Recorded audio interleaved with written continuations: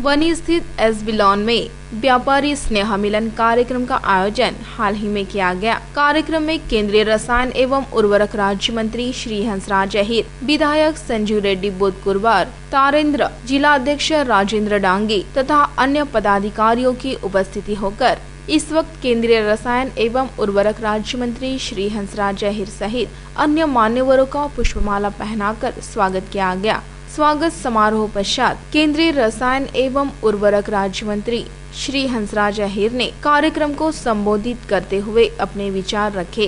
कार्यक्रम में उपस्थित मान्यवर, प्रतिष्ठित नागरिक व परिसर के लोगों की बड़ी संख्या में मौजूदगी रही। तो लेट झाल्याने मला तुमच्यामध्ये बोलता आलं।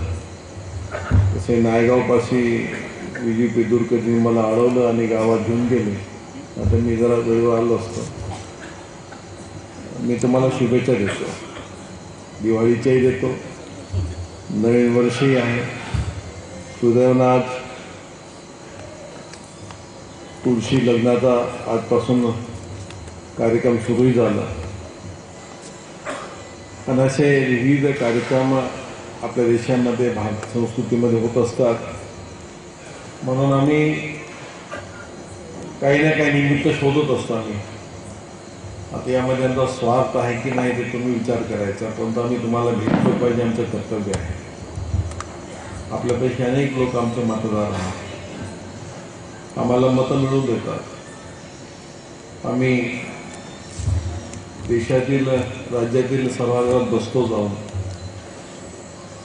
आणि ही सभागृह लहान नसतात, खूप मोठी असतात। तिथून देश बनतो, समाज बनतो, राज्य बनतो आणि अशा महत्त्वपूर्ण जागी बसवणारे तुम्ही असल्यामुळं कमीत कमी वर्षातून एक दोनदा आपण राजकारणाच्या पलीकडे जाऊन भेटलं पाहिजे, ही आमची कल्पना आहे। दिवाळी हा एक आपला सण आहे। चालते आमचे औषध विक्रेते असोसिएशनचे लोक जेनेरिक औषधींच्या बद्दल आमचं खूप जास्त आकर्षण आहे। आमचं एक स्वप्न आहे, एक खूप मोठं ड्रीम आहे आमचं की देशातील गरीब लोकांना औषधं स्वस्त दिली पाहिजे। ते पूर्ण होणार आहे। कदाचित 25 डिसेंबर रोजी आपण ही स्कीम प्रधानमंत्री स्वतः लॉन्च करणार आहे आणि देशामध्ये गरीब लोकांना 20 ते 30% दरामध्ये औषधं मिळतील। आणि चांगली असं नाही की स्टँडर्ड जे आहे आपल्या WHO GMP स्टँडर्ड ते औषधं राहतील, काही तिथे गरज होणार नाही। चिंता होती औषध विक्रेत्यांना की ऑनलाईन औषध विक्रीचा जो भय होतं ते भय तुम्ही मनातून काढून टाका। मी जे मंत्रालय पाहत आहे फार्मास्युटिकलचे माझं मंत्रालय आहे, ऑनलाईन औषध मी मिळू देणार नाही, आपल्याला स्टोअरमधून घ्यावी लागतील असं म्हणजे पूर्ण तयारी आहे। तेव्हा नुकसान होऊन जाईल लोकांचे आणि होऊ देत नाही। रोजगार आहे, 7.5-8 लाख दुकान आहे स्टोअर देशामध्ये, इतक्या मोठ्या संख्येची औषध स्टोरांचं करायचं काम आहे। ऑनलाईन आयुष्य जपानमध्ये ठीक आहे, भारतामध्ये चालू शकत नाही। असे अनेक विषय आहेत, आम्ही लक्ष घालून आहोत। आज दिवाळी निमित्त आपण आलात,